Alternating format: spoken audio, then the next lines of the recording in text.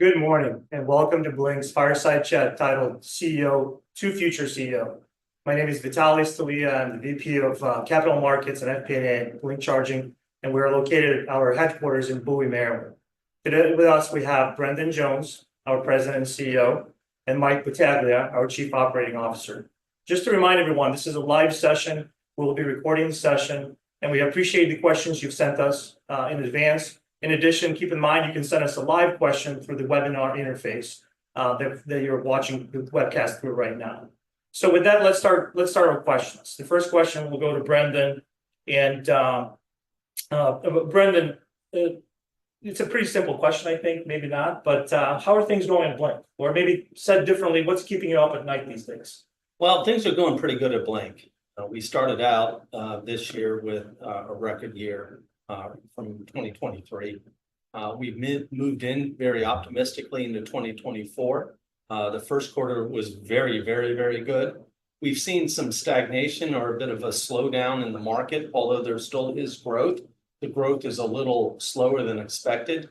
However, as we're moving into the fourth quarter, we're also seeing some pickup in volume and some increase in our bookings, which is our leading indicator of revenue. So overall, still growth.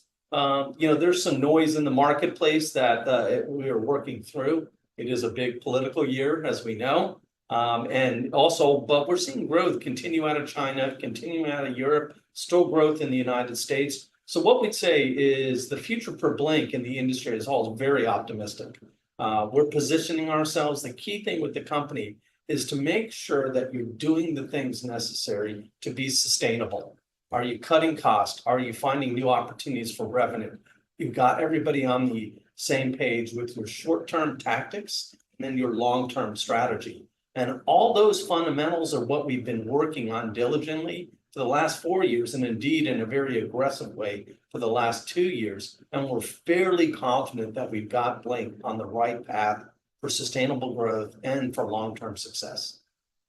Thanks. And we got a few questions about you announced retirement. Congratulations, by the way. Well, thank you. But you've been a leader at Blink for since 2020. You've taken the company through a massive transformation. So the question is, why retire now? Well, so the retirement, it's been the long term in the planning, and that's what everybody needs to understand. And I've said this to a lot of people, but it is hard to believe. It's hard to believe for me. It's actually here. So when I joined, the plan was to work 5 years, structurally adjust the company, and really see what we could build this into. And that 5 years is almost approaching. It's going to hit about the time I'm leaving at the end of January.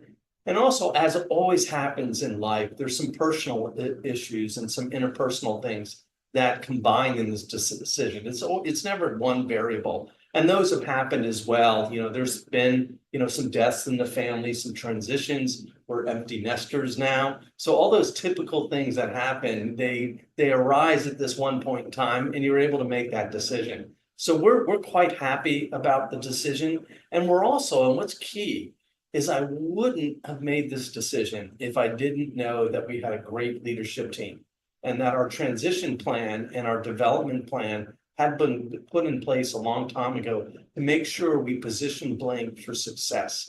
And that's what we've done. And, Mike has gotten the pick to be the next CEO. And let me tell you, he's well deserving. Blink wouldn't be where it is today without Mike being part of this great team we built about 4 years ago. Great, thank you. Congratulations to Mike with his appointment as the new CEO. Mike will become the new CEO at the end of January of 2025.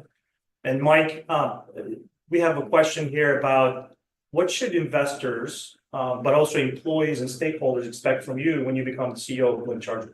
Yeah, so thanks, great question. So first of all, there's short-term plans, there's medium-term plans, there's long-term plans. So number one in the short term, it's very much a continuation of what Brendan has started and the great path that he's led us on. So, first of all, I couldn't be happier with, the process and the board of directors and the trust that they've put in me along with my colleagues. So as you guys kind of indicated, this is absolutely a team effort. This is not about any one individual. It's about the team that Blink has created over time, and that'll take us into the future. So to answer your question though, number one, it's going to be a focus on revenue growth. That's no change. I mean, that's our number one priority as a company. We're going to focus on revenue growth. Number two, we're going to focus on cash management as it relates especially to cost containment. Are we going to cut some costs? Yes. Have we cut some costs? Yes. That's just a healthy company doing what it needs to do to position itself correctly. So we're going to preserve cash through cost cutting, through cost mitigation actions, et cetera. The third thing that we're going to do is we are going to invest in the technologies that are going to propel us into the future. And that's a really, really key point. So while the market right now is temporarily a bit soft, the end game has not changed, and the end game is the same, which is the electrification of transportation globally. And Blink is very, very well positioned to do that. Then the final thing I'll just mention is we are going to continue to execute on the strategic plan that the management team developed along with the board of directors. And that's important. That was a partnership, and it was really a great process where we laid out our long-term strategic plan, and we're going to continue to execute on that plan. We're going to put the right milestones and dates in place and the accountability internally for all of us in order to make sure that we achieve that. So I think generally speaking, that's what you can expect. Great. And who will be the new COO? Oh, good question. So we actually made the decision not to replace me as CEO. So or COO, excuse me, a little slip of the tongue, but so that was a move that we decided to do. Really, we felt it was responsible. It's a cost-saving action. So when you look at, hey, we're going to eliminate the COO position, and basically what we're going to do is empower more of our leaders to take on more responsibility. And look, we have the team that's ready to do that. So in no way, shape, or form is that a concern for us. Yeah, and I'll add to that the way Mike and myself have structured it is that we have two global vice presidents of operation, one based in Europe, one based in the United States. We built up staff under them. So we have this really robust operational framework right now. And then we have a chief revenue officer who sales and sales operations reports up to. So we had a long-term vision of structuring adjust this to meet that. And now it's presented us with that opportunity. And this is great for the bottom line of Blink, but also it's attributed to being nimble and being efficient and driving profitability via cost reduction and revenue growth. And also having the bench, if you will, among the management team that is ready and can do it. So, certainly, we trust them to do it, and they're going to take it out and do it. So, Thank you. Thanks for that. So let's shift gears a bit and talk about the industry. We saw the statistics that came out for August for US. The EV penetration was about 8.5% just for battery electric vehicles. If you include the plug-in hybrids, it was about 10.6. It depends on the source and the company that's reporting this. It's moderate growth or relatively flat, right? So the question for Brendan is, Brendan, any comments on those statistics, and how do you think that's impacting Blink in the short term? So first, let's look at the macro equation first, because that's what you got to do, and then you can back into the details. So on a macro perspective, globally, EVs are growing. They continue to grow. The need for infrastructure is growing, and there's a deep need for more infrastructure right now than for the EVs that are in operation. In fact, if you look at what's going on in the United States, it's still growing. Is there a bit of stagnation? Is there a bit of repositioning the marketplace? Absolutely. It's an election year. We've got some concerns. Interest rates certainly played a role in whether I'm going to do a massive capital investment. But what we're starting to see on the micro level is we're starting to see people come off the bench now, get back in. We're starting to see charger sales in terms of bookings increase in the fourth quarter, which is a great harbinger for what's going to happen in 2025. So very optimistic. And when you think about it, 8.5% of total industry volume, there is OEMs today, car manufacturers that don't have 8.5% market share. And the EV industry does. That's phenomenal. That represents a tremendous amount of EVs on the road. And I think we're adding 1.5, or it might be 1.3 or 2 EVs. million million globally every year. In the US. So, there's, you hear some statements out there, but the reality is we're continuing to see growth. We're continuing to see the need for chargers, and we haven't hit the sweet spot yet. So exponential is still the word we're using for the future in terms of growth. We believe the industry is going to see that, and we also believe that Blink will see that as well. And from the charging utilization perspective, Mike, what are you seeing out there in the US, but also in Europe? I mean, I'm glad Brendan mentioned globally, because Europe was up 20% in August, or it was actually, the penetration was 20% in the top 5 European markets, and China was over 50. So we're seeing global, still pretty strong penetration, but what are you seeing from the utilization perspective? Yeah, so if you look at Blink's business, we primarily operate in the United States and in Europe. And what's very interesting about the company is the makeup of our revenue in both of those markets. So when you look at the US, we are far more heavily weighted towards product sales and less weighted towards the owner-operator model. In Europe, it's exactly the opposite. And part of that is because the electrification market in Europe is further along than it is in the US. So we actually have the benefit of seeing into Europe from the US on what is going to come here. So again, to answer your question, number one, we see very, very strong utilization rates for our owner-operator assets over in Europe, and we think that's only going to continue.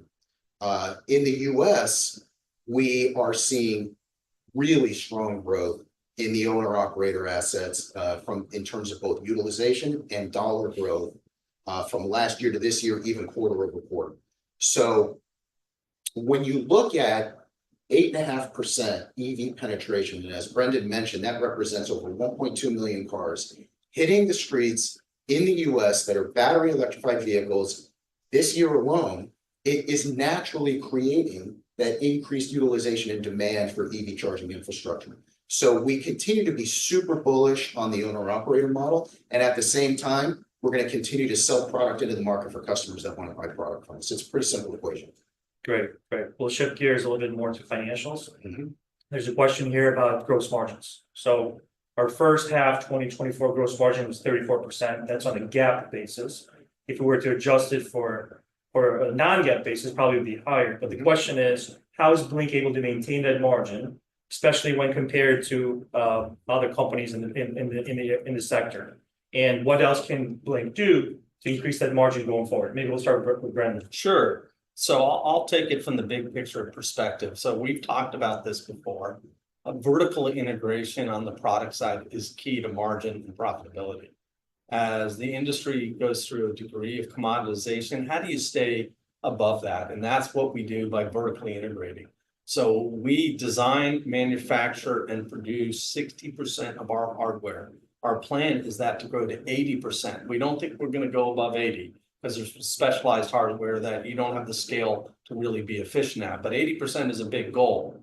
So right now, when you think of that, and then you add the additional equation to that, that we develop our own firmware and software solutions in-house. We don't go to outside companies and pay a margin on that. It gives us this ability to stay very competitive on a product basis in terms of the margins.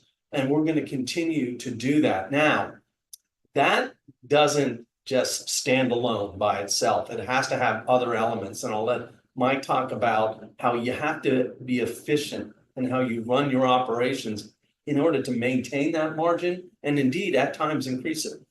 Yeah, so one of the things that I just want to touch on with vertical integration is, you said, why are you vertically integrating? And Brendan mentioned it. Number one, it's the cost side of the equation, and it allows us to keep our costs lower. And we have this really great team in India that helps us on the manufacturing side with component level. And then what we were able to do is we're able to bring those components to the United States, and right around the corner here in our new manufacturing facility, we're able to assemble those products with other American-made components to become America compliant chargers for our L2 line. So that's one aspect of it. The second aspect of it is we want to own the entire technology stack. So that's fundamentally what we mean when we say vertically integrated, is we not only manufacture the hardware, we develop and deploy our own software network, and we control the firmware on the hardware itself. And that's where the industry can get tripped up when it comes to reliability and uptime and all of those things, right? Because when you don't own those two pieces, you're worried about compatibility, and there are compatibility issues. And for Blink, the more we vertically integrate, the more we're able to control that technology stack and get better and better and better in terms of uptime, and across the network. So that's fundamentally why we vertically integrate. And again, in terms of margins, because we have these two pieces of our business where we manufacture the hardware, we're able to sell it at a decent margin, and then we also own and operate these assets, which have, the fantastic profile of recurring revenue and high margins. So you put those things together, and that's why we're at, 33, 34%, and why our eye is on how do we continue to expand that. Okay, and actually, this ties very well into the next question. When will Blink launch its single port charger in Bowie? When is that expected to happen? Well, from my perspective, I hope it's sooner than later, but Mike is leading up that project. So I'll let him give all the comments on it. So, yeah, thanks. So our new single port Series 7 is actually going to go into manufacturing in October and be available in volume in November. And so why is it important? It's important because we have a segment of our chargers that are single plug that we now source from a third party. So this is really, really important for us, where we can launch our own single plug unit that is manufactured by Blink. And again, as Brendan mentioned, we're at 60% vertical integration. That product is really key in pushing us above that 60%. And again, that represents yet another product where we control the entire technology stack. Okay, so continuing with financials. Second quarter operating expenses were down quite a bit, 41% year over year. And the question is, should investors expect further reduction in operating expenses before January 31st, when Brendan's going to pass the reins to Michael?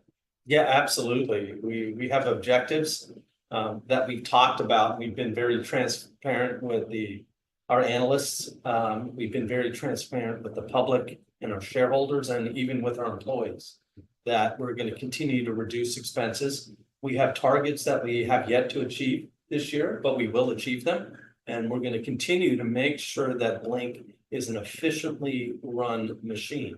We still have some technologies to deploy to create sameness in operations and in the financial systems, HR systems, and even in manufacturing processes as well across the company. Those are going to create additional cost saves. So look for more. We will have some announcements on that as we move forward. But definitely, this is not something that begins and then ends when you're talking about cost efficiency and cost reduction. It becomes part of your culture.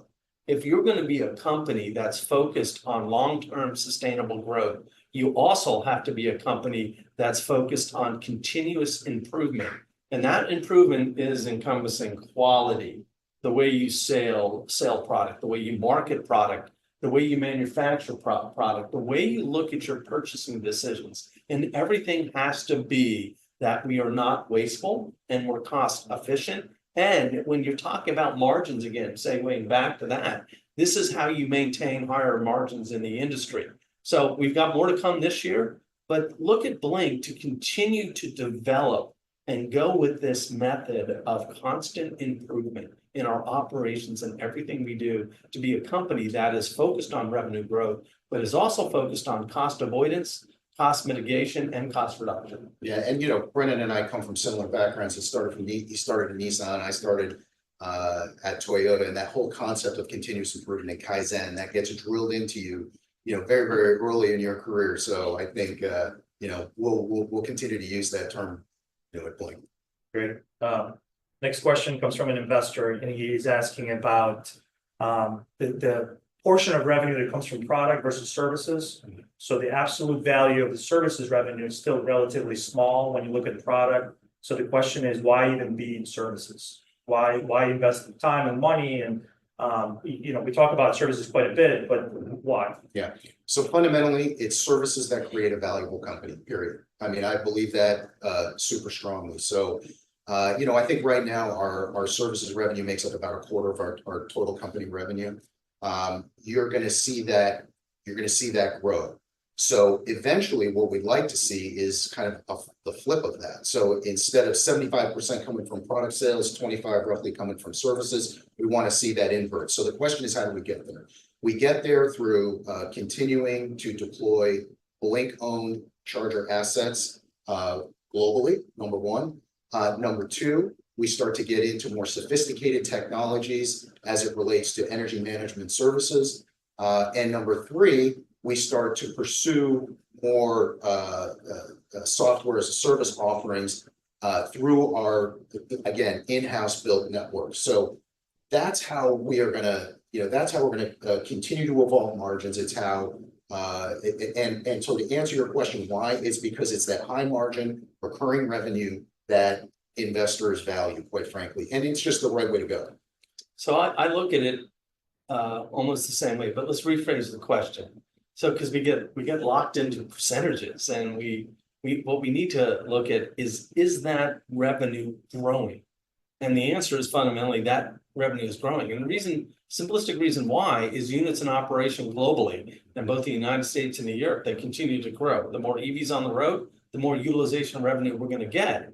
Now, we're also victims of our own success. When you win part of the largest chargers award in the history of the United States, 41,500 chargers from the post office, your sales percentage goes up dramatically. So then you're looking at a percent and going, wow, we're doing great over here. But that constant revenue from the owner operator model is also consistently growing.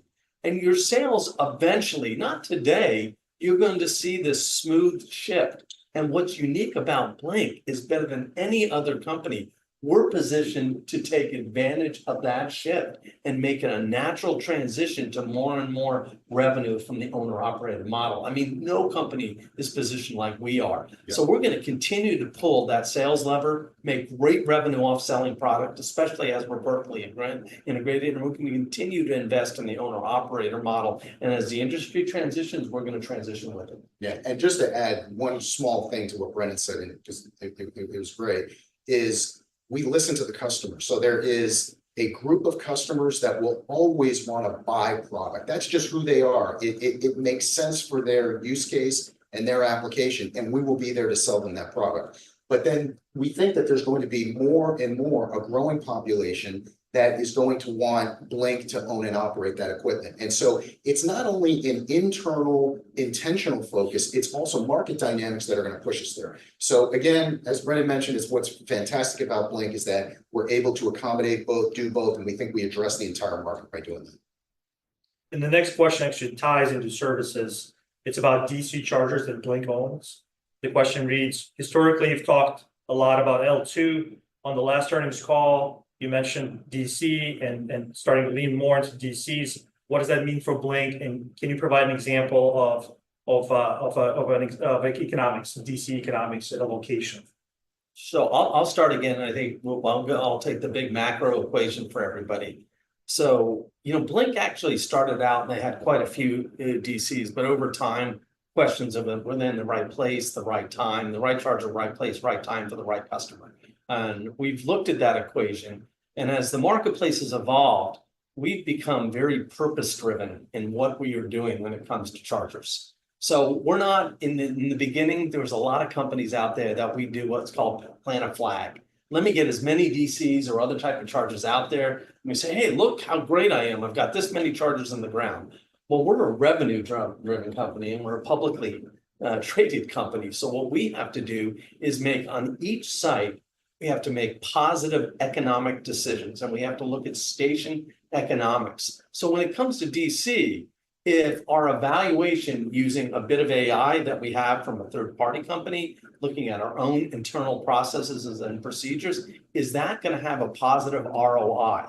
Now, that may come from that you get a bit of federal funding on that project. You might get capital offset due to a partnership, but whatever that equation is, when we go into the DC fast charger market, we're going into it knowing that we're going to hit profitability on the site at X day. Now, the reason why it's going to always be a little lower percent of our portfolio than L2 owner operated is the return on investment is much quicker on L2. if you look at our average install on L2, since we really went to this dynamic site evaluation process, that revenue per site on that, since it's about mid 2020 on to about the beginning of 2020, when we really reinvented how we were doing that, is the utilization per charger. It had to be at 10% just to get break even on our hybrid model. But the average of those chargers that went in the ground now are 15 growing 17% on utilization. Your return is so much quicker because the amount of capital that you put into that equation is dramatically less than DC.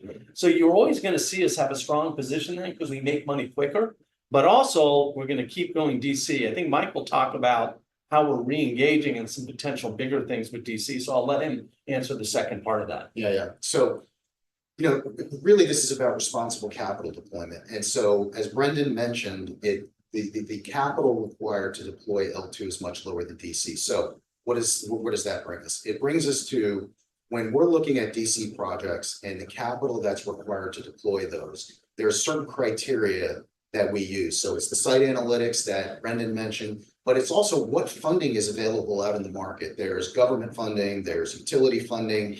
And so what we want to do is find the right site, and we want to take advantage of that offsetting cost in order to put those chargers in responsibly. So we started that process actually a few years ago, and it takes a while. I think as most people know, it takes a while to get DC chargers sites up and running.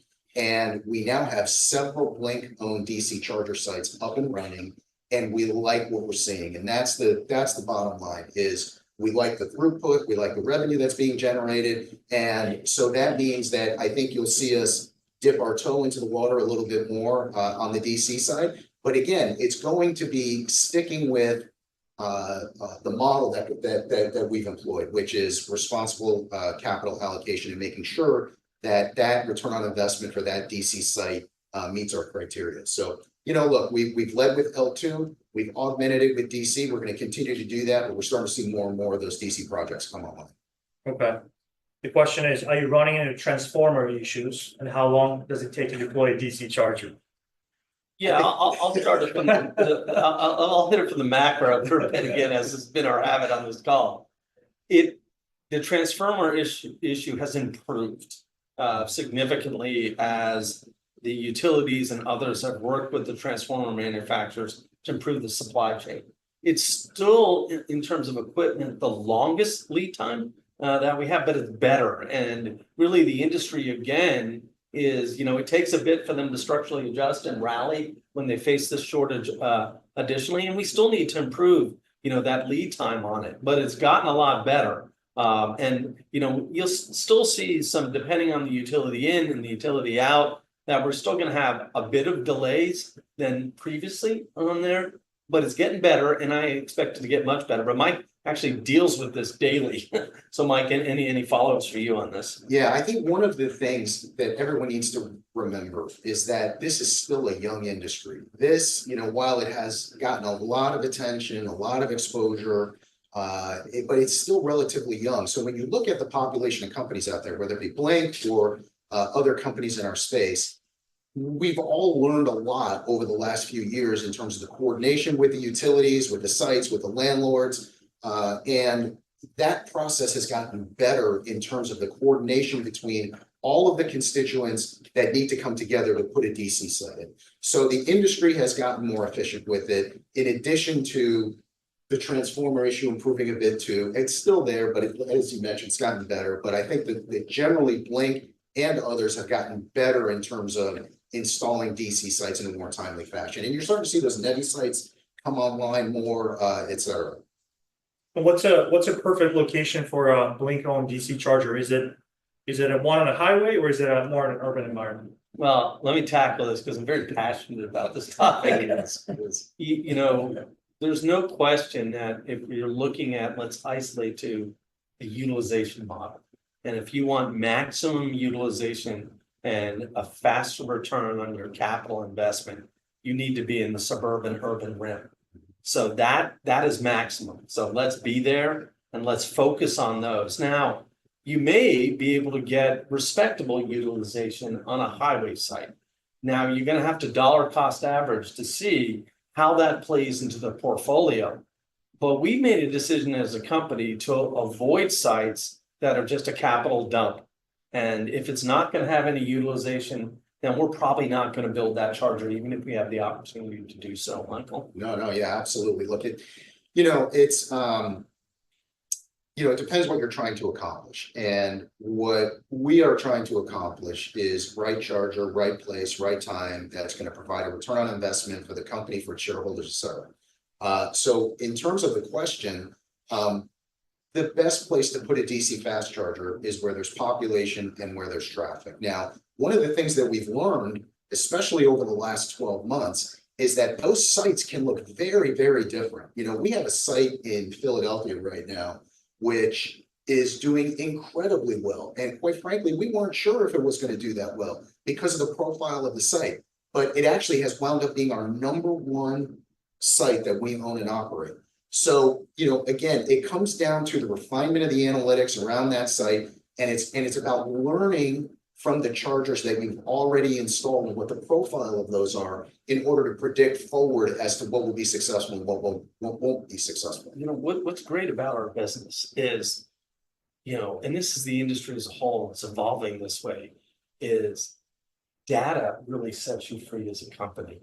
And when you're utilizing that data to make better economic decisions, I mean, you take the stress off because you're looking at, this isn't just predictive analytics. This is past behavior, current behavior, using that to predict future behavior. And with AI and other great analytical tools, we can really lean into the data. And what we've done at Blink, we've just actually expanded our data analytics team. And we're going to continue to do that because they make business decisions much easier.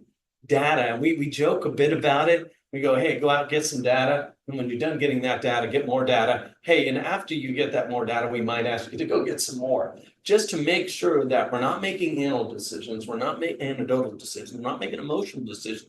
We're looking at the data, looking at future analytics and making a sound decision for the company, for our shareholders and for our employees. Great, thank you. The question is, what type of innovations or technological advancements is Blink working on in the US, but also in Europe? Well, we're working on several things, but we're not at a point where we're going to divulge those. We'll say stay tuned to some future announcements as we continue to evolve the company. So we don't have anything to disclose at this time, but we're definitely working on several things. How do we improve the customer experience? How do we improve energy management as that becomes more prevalent and more dynamic, both in Europe and in the United States? How do we say that, okay, at one given site, before we entered it, you only had this much energy available. Then how do you go in that site and say, hey, through energy management tools, we can expand that availability of that energy and cost effectively manage it so you can still run a building, you can still run your HVAC, you can still all this, but at the same energy level, you can do EV charging without doing anything. So these new tools that are coming on, that we're developing, that other people are developing, this is really going to make the industry more efficient. And as we continue to talk about efficiency, is really, it's not just internally, but it's a go-to-market strategy in energy management and other new developments like that we're working on will come out. We'll have announcements on that at a future date. Nothing to report right now. Yeah, Brendan, you touched on something actually that triggered thought. So, you're often going to see, so first of all, to answer Vitalie's question a little bit, you're going to see new products from us on the hardware side and on the software side. As Brendan mentioned, no specifics on this call, but what you will see from us is it's very often that you will see Blink out front. You'll see the Blink brand, you'll see the Blink network, you'll see us front and center. But what we also want to do is make sure that the Blink network is ubiquitous, meaning that it is integrated into other platforms that are out there that customers are using. It might be a building management system, and that customer is utilizing that building management system, as Brendan mentioned, to manage their HVAC and lighting and all of those things tied to the building. But why not integrate EV charging into that? And in that situation, Blink doesn't need to be front and center. What we do need to do is be plugged in. So as an example, That building management system not only runs the building itself, but it can extend out to the parking lot to run the chargers and to do things like demand response, energy management, things like that. So where Blink will be out front in some situations, but Blink will be under the hood in many other situations as well. Okay, great. Next question is about supply chain. Mhm. So the question is, where does Blink have its manufacturing facilities globally? And then is there any risk about tariffs? So if there were any type of tariffs imposed, is Blink at risk? So right now, we have very limited tariff issues within the company. And, we don't know what the future holds on the tariff situation, but we positioned the company in such a way where out of India for our vertically integrated model and chargers. We do a lot of the base part. There's some fabrication involved in that process as well. There's a lot of global sourcing involved, but what we learned through the pandemic is, and Blink really grew through the pandemic, and one of the reasons why we grew through it is we figured out how to develop redundant supply chain mechanisms. So where, 4 years ago, and this is true of a lot of industry today as well, is where you had one supplier and you really milked that one supplier and you fed them and you're like, we need you to grow.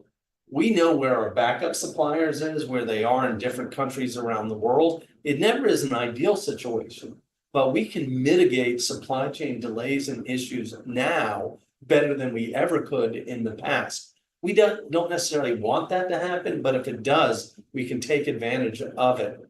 Now, we have set up a system, though, that we can build chargers in the United States. If we need to, we can build chargers in Europe. And most of the tariff situations, Blink can successfully avoid. I'll give you an example. The US Buy in America compliance, the big issue is can you build a subassembly, right? Because just assembling the various parts doesn't do it. And the labor associated with that doesn't count toward Buy America. But we figured out a way to do sub-assemblies here in the United States. And there's a couple of reasons why that's great. Because it adds jobs. These are high-tech jobs. These are well-paying jobs. These improve the economy. And we can do that right down here at our facility. And we've committed to the state of Maryland, and we have job targets as a result. So to mitigate tariffs, you have to have this flexible model if they arise. You have to be able to build in Europe and assemble in Europe, build in the United States, assemble in the United States, and be flexible about your global supply chain. And that's what we're doing today at Blink. Yeah, the only other thing I would add is, in our old assembly facility, manufacturing facility here, it's actually kind of right next door to us. They were able to produce about 20,000 chargers a year. And since we opened our new manufacturing facility right down the street, we're looking at upwards of 50,000 a year.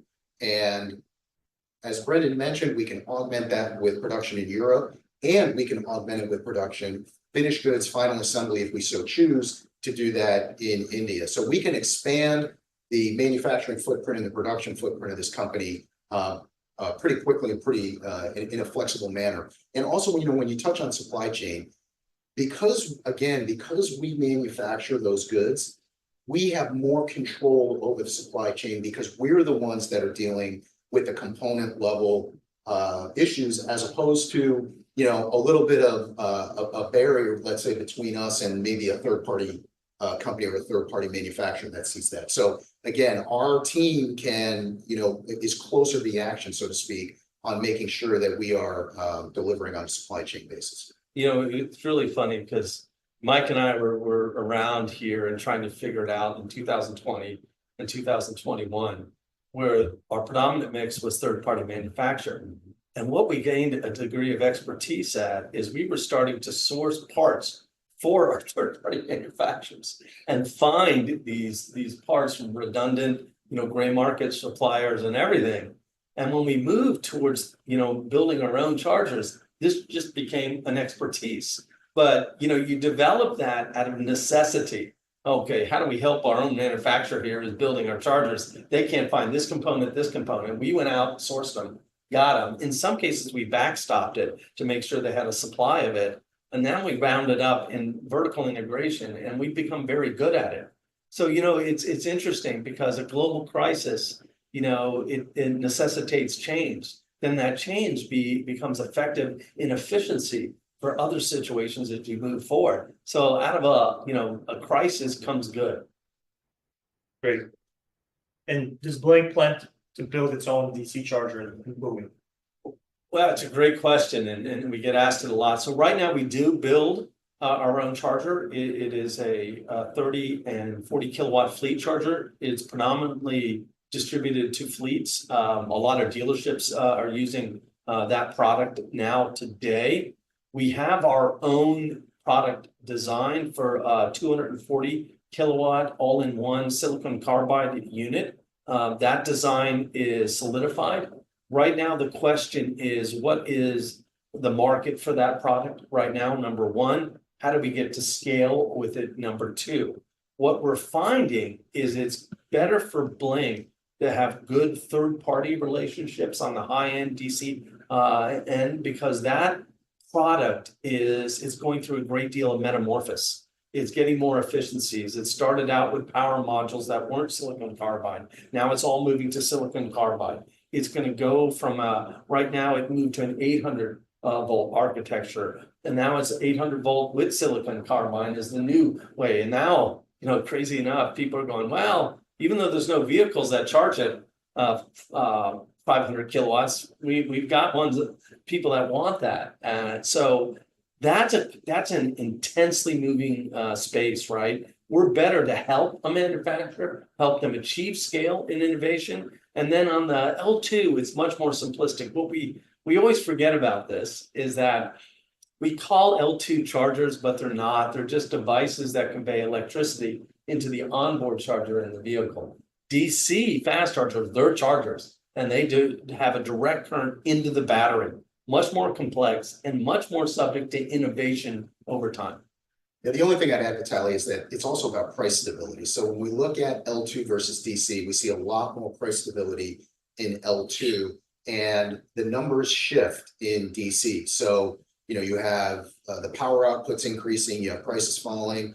And so when you look at your inventory investment, you got to be careful. And again, it becomes a capital allocation decision. And for right now, it makes sense for Blink to manufacture our own L2, but as Brendan mentioned, to source DC, because we think it's lower risk, and our supply chain on DC right now is actually quite good. So there's no necessity for us to start building our own DC tomorrow. Okay, so last question for our participant, and then I'll ask you a couple more just as a final one. But manufacturers sell chargers that are compatible with multiple networks. How important is software in the charging industry? And maybe you can talk about from the product perspective, firmware, but also the network as well. So it's key. And there's a lot of focus in the US and a lot of focus in Europe, and Harris been to Europe for a much longer period of time on interoperability and all its various iterations, whether that's the roaming aspects or the product compatibility aspects of it. So when you control your software, then you're able to build a new technology stack that, as Mike has referenced this several times in his statements, where you can plug and play other technology into it. And whether that's someone's fleet system, or as Mike mentioned, a building management system, et cetera, it's key. And everything we're doing in our technology stack is to be able to adapt to somebody else's technology in a new and innovative way. We don't have an old network. As a matter of fact, our network is still developing. Daily, at our production teams in the US, Europe, and in India, where the bulk of our developers are, they're developing new features, advantages, and benefits in the network every day. Based on what our customers are saying, we assess it, we say, okay, here's the time we need to deploy that. The key for a company like Blink is to stay flexible, is to be able to say to a customer, yeah, we can develop that. It is cost effective to be able to do that. It makes sense. And then it has a play or a scale to it for our other customers out there. And that's the way we look at it. So we're going to continue to evolve and develop that.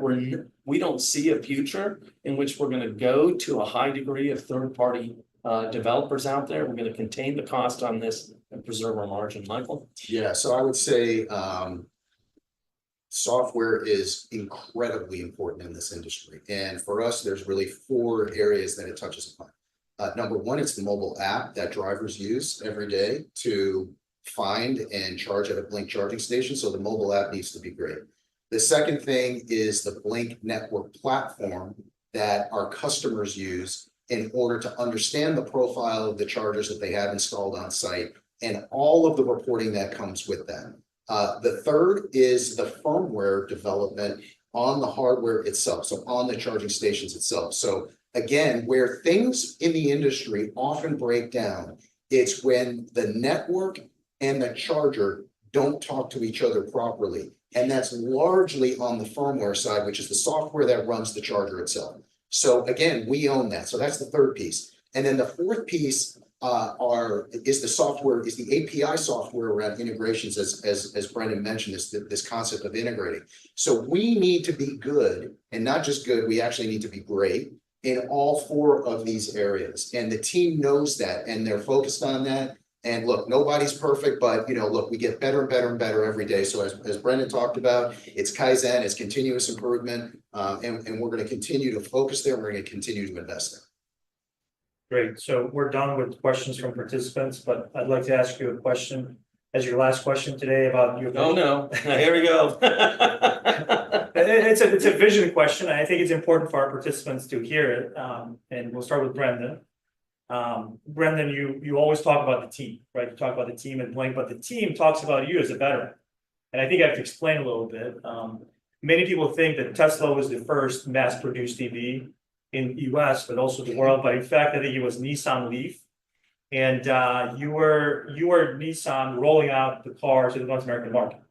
So that's the first. And I think when you were at Leaf, you were actually sponsoring some of the early networks. You were helping them implement the chargers, roll them out. You spent a number of years at Electrify America, and you've probably installed numerous or large amount of number of DC chargers. And we know you also spent some time at EVgo. So you've been around, you've seen the industry where it started. And the question is, where do you think it's going? What's the next tipping point, or what's the next frontier that charging needs to get to?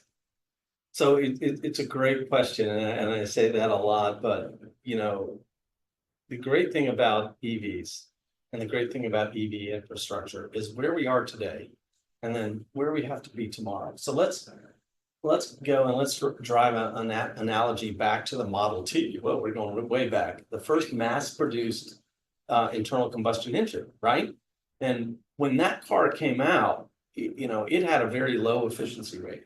It was brand new. There wasn't any innovation in it. It was very mechanical and clumsy and completely inefficient. But that's the way the mass-produced internal combustion engine started in the United States and globally. And depending, we can get into arguments of who started mass-produced internal combustion engines, but there's some other manufacturers that claim to fame, not just Ford, on that. But when it began, you think about the technological advancements in internal combustion engines, where they went then and where they're at today. And look at EV and EV infrastructure, and we're still at that infancy. We're at that very, very beginning. So think about the future over the next 5, 10, 15, 20, 30 years of what we are going to achieve. And you see this bright, beautiful future. And, part of that is new jobs. Part of that for countries like the United States is energy independence. It's domestically produced energy that creates more jobs throughout the energy sector, and it's new spin-off technologies. The ecosystem, when we started back in the day with the Nissan Leaf, and we said, you have to charge this, people looked at us like, what are you talking about? I got to charge it. I fuel at a gas station. We go, no, you have to plug it in, and we got to sell chargers, and we had to explain all that. If you look at where we have to go in future years with this new technology and the amount of new revolutions that are going to happen, we go from a charger in a vehicle to a charger in a vehicle and an energy management system. We go from a charger vehicle energy management system to batteries as a mitigator of demand charges, as a storage unit. Then we integrate into solar. Then we integrate into microgrids. Then we help the country develop, distributed energy management that are more efficient and less drag on the grid as a whole. This has exponential growth. We can really revolutionize the way that energy is used and dispensed in this country through the electrification of vehicles and the electrification of all modes of transportation. So when you take that concept and you lay it down in a business model, you see nothing but promise. There's very few things that stand in our way. Sure, there's going to be setbacks. Sure, there's going to be political fights. Those always happen. But when you look at historically over time, when you latch onto a technology and then you invest in that technology, it becomes dominant over time. China's at 50%. Europe hovers between 20 and 25. We go between 8 and 10%. And then the world's fourth largest economy, which is the great state of California, they're at 20 to 25%. So this future is incredibly bright. This industry is going to grow exponentially. And we're happy to be a part of that. We believe fundamentally that the future for Blink, as well as the future for the industry, is going to be very, very positive. Can I add to that? Please, Vitalie, real quick? yeah. All right, so I think when I look at this industry, I see, I think about it in terms of the consumer, and the consumer says, there's not enough range.